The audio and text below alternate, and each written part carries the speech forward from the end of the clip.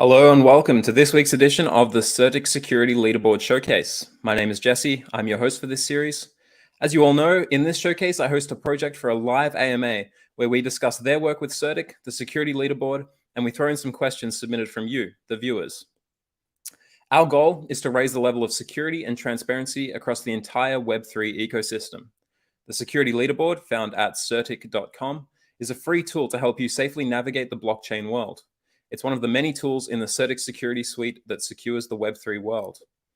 Today's featured project, which we've had a lot of excitement about, is CoreDAO, which recently underwent an audit by CertiK.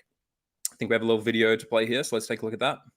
Auditing is a complicated and essential step in the security process. At CertiK, we review the top DeFi projects to help you better understand the findings from our experts.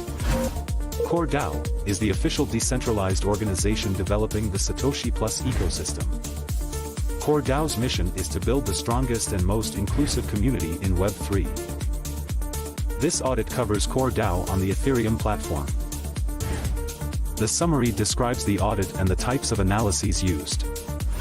Overview shows the programming language, the blockchain used, and a link to the project's codebase.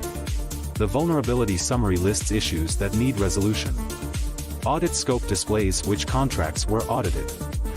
Findings highlight all issues and ranks them in terms of severity from critical to discussion.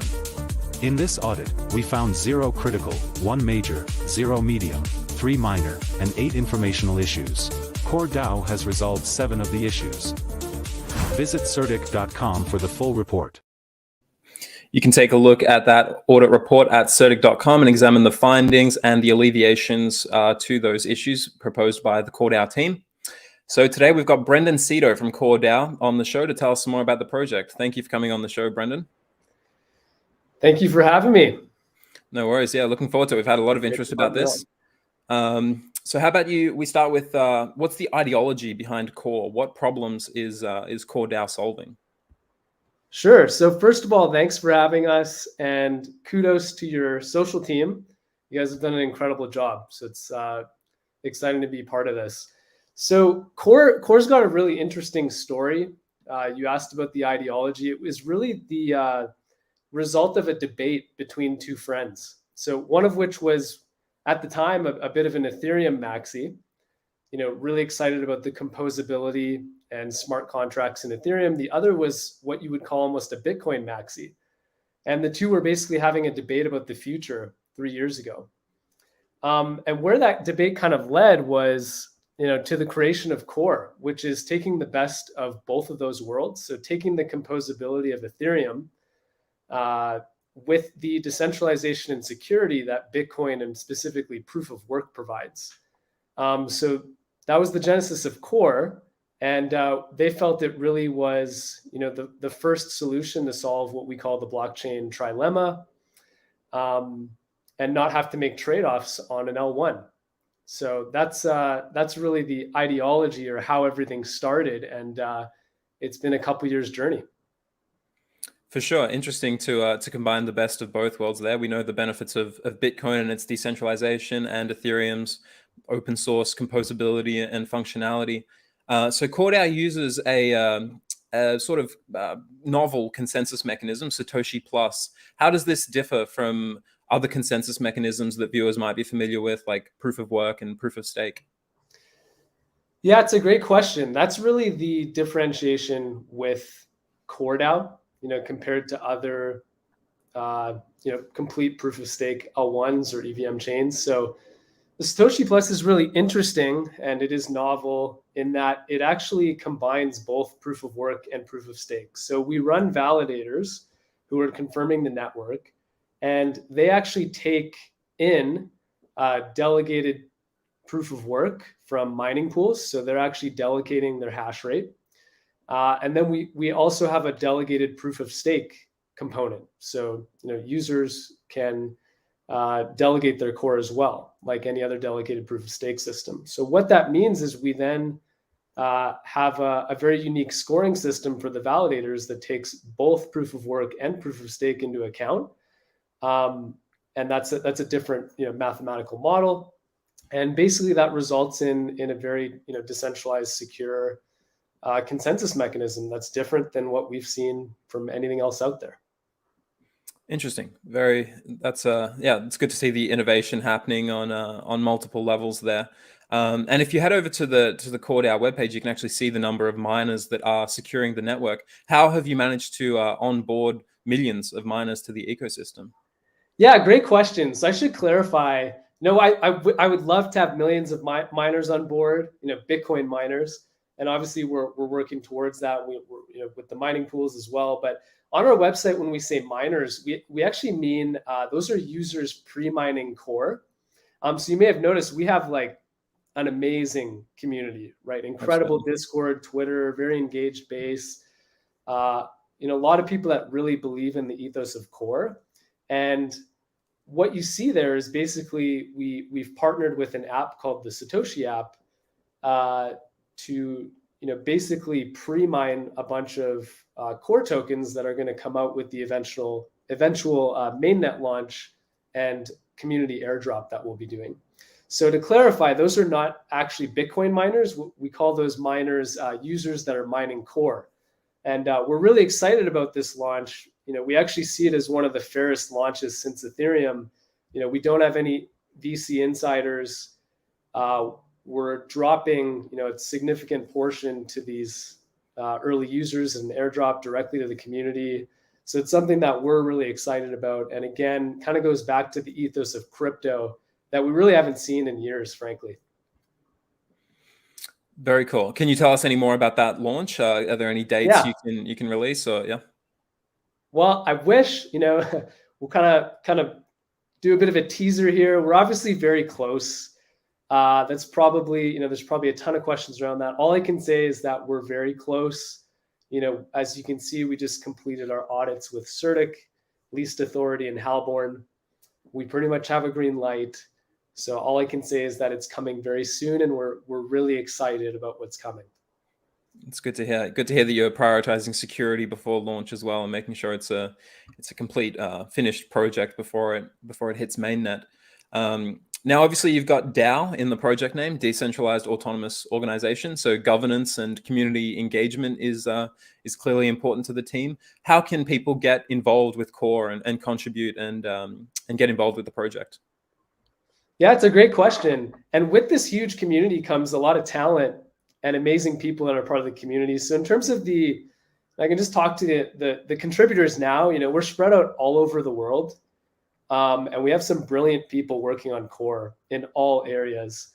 As we grow and as we launch here at Mainnet, we definitely want to engage the DAO even more.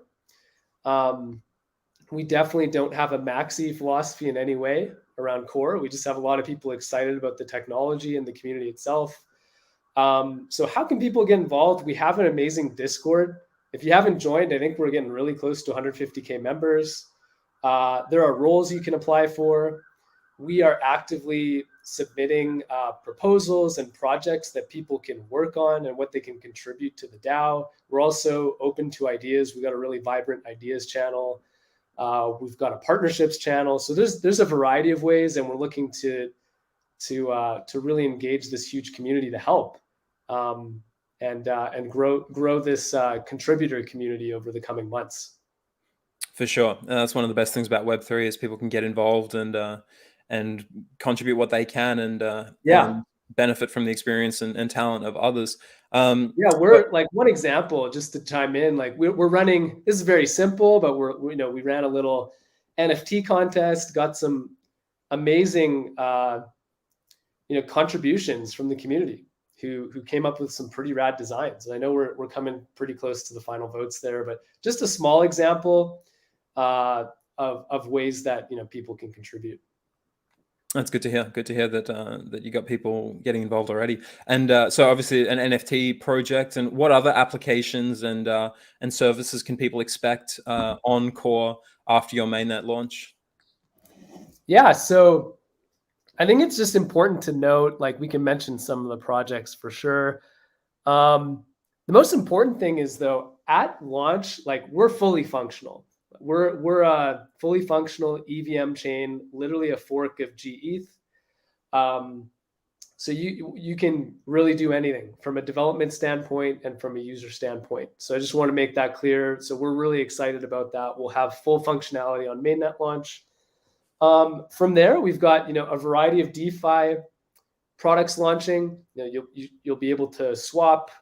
There'll be some more news soon around bridging, which we're really excited about. So that's another teaser. You can expect something from us in the next couple of days around some bridging solutions.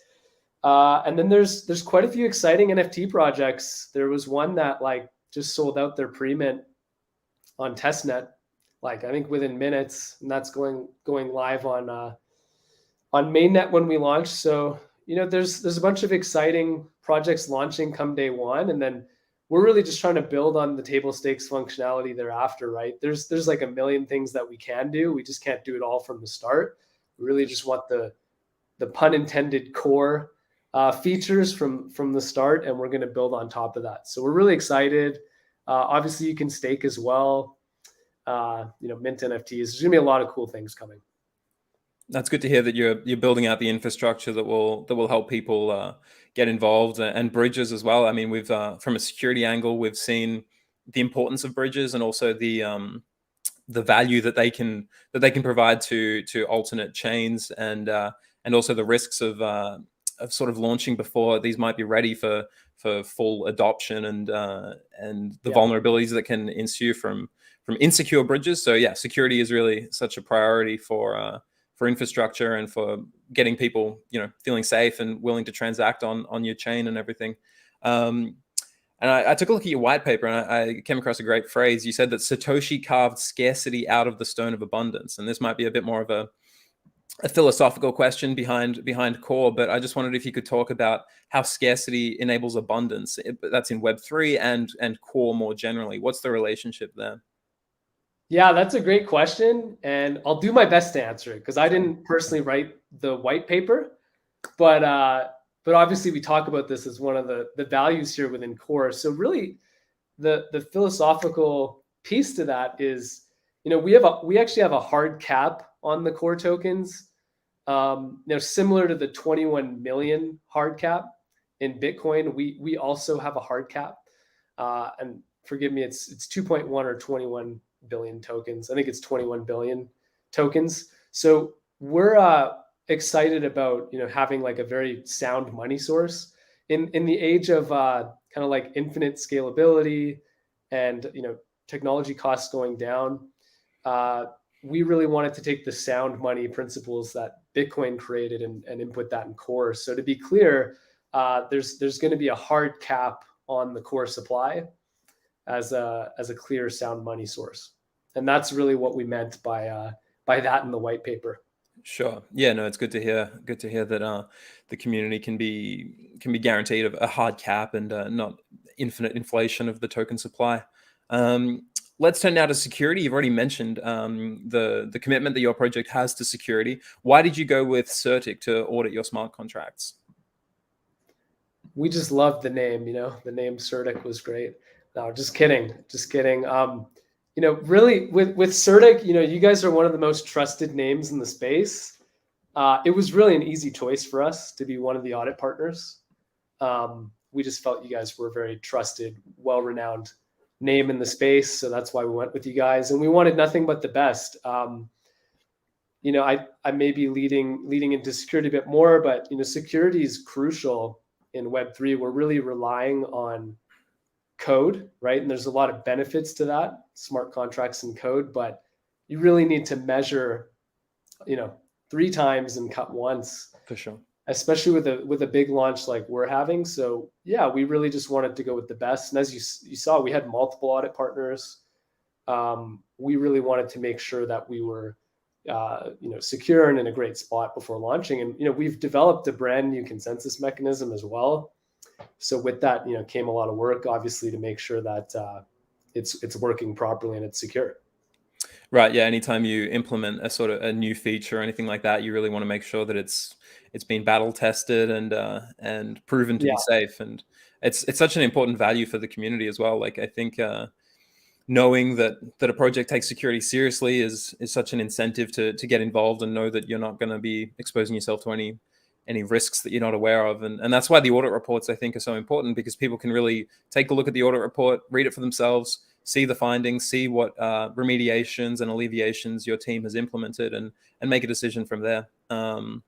Yeah, totally. And we have a huge community, right? So it'd be super irresponsible to just, obviously we want to get things out as quickly as we can, but in crypto, I think what we've learned over the past few years is to just, make sure things are done right.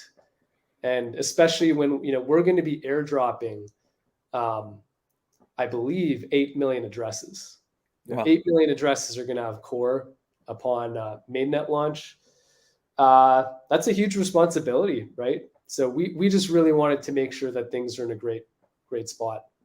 And we take our community really seriously and want to do the best by them.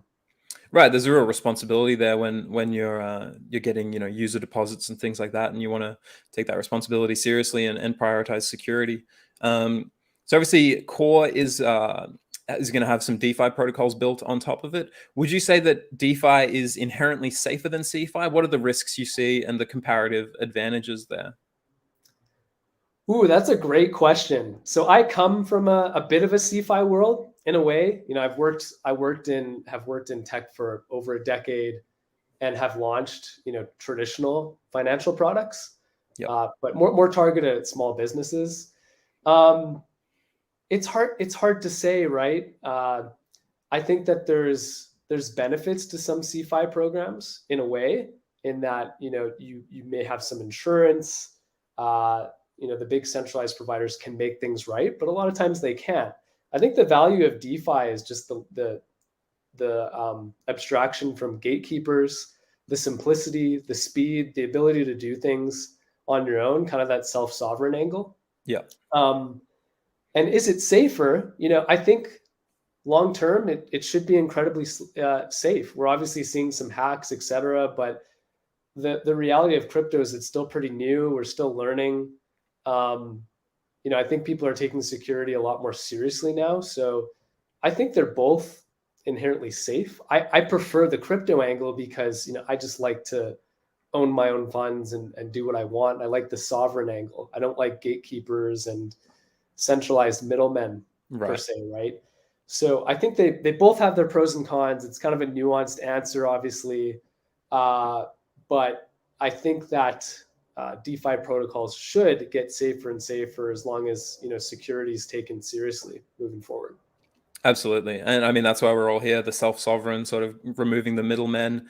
And those are all major benefits to a lot of people around the world. And I think you're right, the Web3 can be safer and is in many cases safer and removes a lot of the risks. But there are some other risks involved with self-custody and interacting with smart contracts directly that need to be addressed through a proper approach to security. And that's how we get to the adoption and everything that we all think the space is capable of. For sure. And I mean, we've beaten the FTX thing to death here, but that was there's risk in centralized entities too, right? There's human risk, and that's the beauty of crypto and blockchain is obviously there can be errors and issues with code, but generally they're not making these human fallible errors per se, right? And subjective mistakes. So again, both have pros and cons, but I'm obviously in crypto for a reason and excited about the future of DeFi. Absolutely. Yeah, for sure. So your community has been anticipating the release of your audit results for a while now. Is there anything you'd like to highlight from your CertiK audit? Just bring that to the attention of your community. You know what? It's hard for me to go into too much detail there, but all I'll say is that I appreciate the community's patience.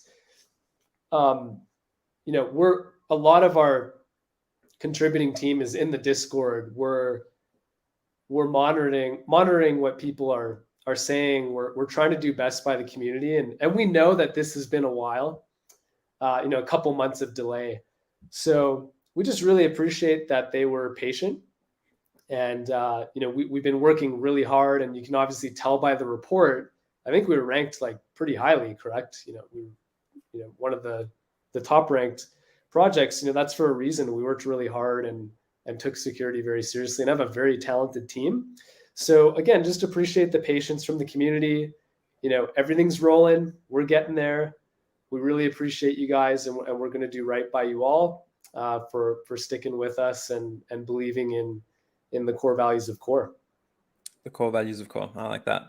Yeah, the core is funny. As I do more of these speaking, I think that's why we chose Core. It's just such a core word. Plenty of pun opportunities for you as well. Yeah. Yeah.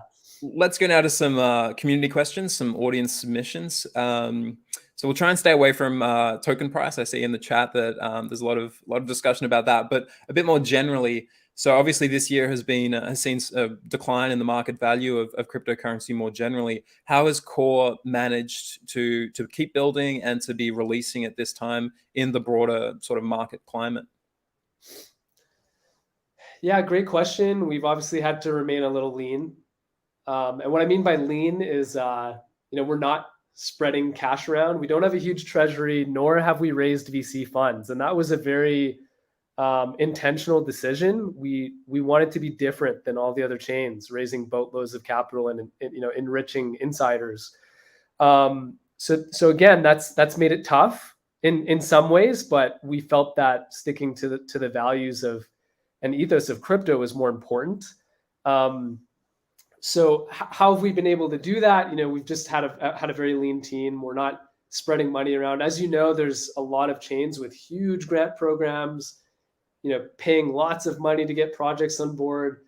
We've really had to get creative there. We've struck initial partnerships based on the size and engagement in our community, right? Because a lot of projects, ultimately, they want users, right? They want people if you're building something, the best feeling is when someone actually uses it. So we've had to, really be creative and leverage that for partnerships. Post mainnet launch, obviously there's no token yet. We should at least have a treasury, right? So at that point we can get a bit more creative with grant programs and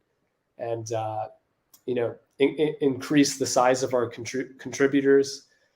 Which we're excited about. But up until now, it's just been about being lean and creative with how to get this to launch and our initial partnerships. And we're really proud of what we've done because, again, we're coming out with one of the fairest drops, what we think has happened in years. And so after your mainnet launch and the airdrop, what will be the utility of the token, and what will determine its value in the ecosystem? Yeah, so it'll be similar to other L1 chains, right? So obviously, you'll use Core token to perform functions directly in the Core ecosystem. To stake and earn rewards, to interact with DeFi protocols, to buy NFTs, to play games. So the utility is similar to, like an Ethereum. We are an EVM chain, so it's similar to like an Ethereum style gas type model. It's really like the utility and gas to do things on the chain. Speculation is cool, but we want to provide real utility within the chain, and we ultimately want the price tied to how much people are actually using Core. And we have a great head start with millions of users. 8 million wallets for the airdrop. Cool projects launching come mainnet, and we're assuming we'll get a lot more projects after. So, we see the price tied to its utility and how much usage is happening on chain. For sure. Yeah, it makes sense. An Ethereum-like token used for gas and just operations in the ecosystem. 100%. Twitter user Julian3426 wants to know, how does a project like Core balance the very necessary decentralization that makes this space what it is with the centralization that comes from having a team that releases and controls the smart contracts? And how do you minimize centralization in CoreDAO? Yeah, it's a great question. First of all, that Twitter handle is awesome. That's like a great throwaway account or something. That's awesome. It's like the Greg account, Greg23, whatever. Right. Okay, but how have we been able to do that? We have a spread out team that is, kind of collaborating asynchronously, generally over Discord and Slack. So the thing I need to clarify is, at the start, I don't know if the right term is centralization, but you need a bit of a more coordinated effort at the beginning to get things launched. So this initial contributing team came together and has contributed together and kind of worked in lockstep in a very small team. And you need a bit more oversight to get everything launched. After launch, we want more contributors on board. We're going to kind of like spread out a lot of the tasks, and it'll progressively get more and more decentralized. I'd say we're extremely decentralized already, but all I want to highlight is to get like the initial blockchain built and out, you just need a bit more of a coordinated effort with this kind of remote decentralized team. But over time, we're going to be even more decentralized. Right, and on the smart contract level, there are things you can do like time locks and multi-signatures and having from that standpoint, everything will be multi-sig. The community is going to be able to see all the wallets, the payouts, etc. We'll be operating, like any other DAO in crypto land. Good to hear. Yeah, and that transparency is super important for the space as a whole. And once again, I just encourage everybody check out the audit report and get informed about how the contracts work and what you're getting involved in. Got one last question from the audience. What would you say the 3 killer features of Core are upon your launch? 3, hey? I mean, let's see how many you got. Yeah, I mean, I think the main feature, which we've called out, is the Satoshi Plus consensus mechanism. It's just brilliant, right? It's combining the best aspects of Ethereum and Bitcoin. We have this composable, and I think I've mentioned this, but we are an EVM compatible chain, right? So any builder in the EVM space can easily port their app onto Core with minimal amounts of not minimal amounts of work, but it's very, very easy to get the project onto Core. So again, the biggest piece is the consensus, right? The composability of an EVM chain with this really novel way of incorporating proof of work and adding decentralization and security into our consensus mechanism. So the way we're running validators, scoring validators, paying out is just, it really goes back to the ethos of crypto, right? It's very decentralized, secure, but now you can do a bunch of things and on apps and compose apps and things like that. So that's the killer feature, frankly. Other than that, we got to give a shout out to the community, right? Like, we're launching with millions of people. That's really powerful. So we're going to have people staking. We're going to have people, a lot of our community is actually new to crypto, which I think is really exciting. It's kind of like their first step. So we feel like this cool responsibility and a lot of excitement around teaching people how to set up a MetaMask, how to stake, how to mint an NFT. We're kind of like bringing a bunch of new people into crypto and showing the power of what you can do in crypto. So we're really excited about that. In terms of the third piece, I'm not really sure, frankly.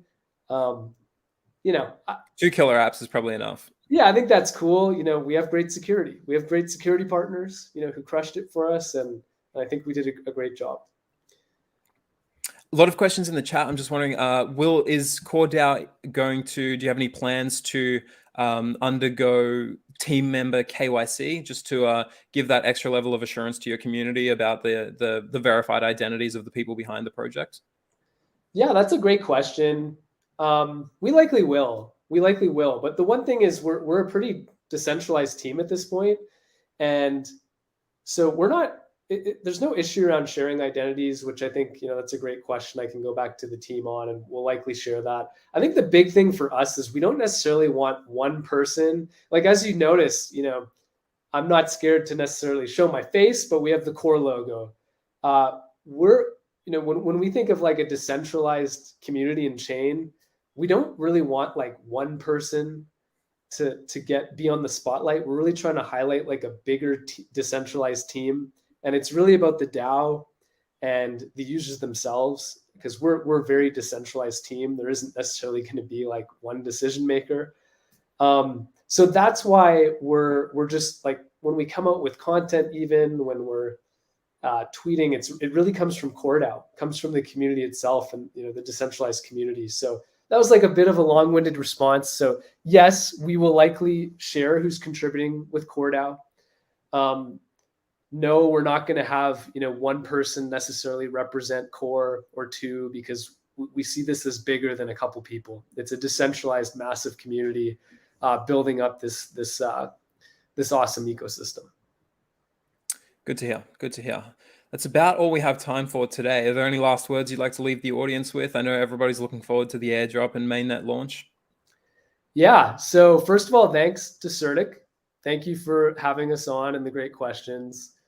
And just doing a great job on social media too. It's just been fun. It's been a fun couple of days. And the community, I think, is really engaged with that. So that's been fun. Closing thoughts are thank you. Thank you again to CertiK. Thanks to the community for being super patient with us. Technology takes time. We were just trying to really, cross the T's and dot the I's. Mainnet is coming very soon. I can't give an exact date just yet, but the teaser is everything's going to plan, and it will be coming very soon, and we'll have details for you all. So just remain patient. We're super excited for that, and the airdrop coming very soon. It's more important to do it properly than to rush it out before it's ready. So I'm glad you're taking your time with it, and we're all looking forward to mainnet launch. Appreciate it. Thanks, Brendan. Everyone. Thank you.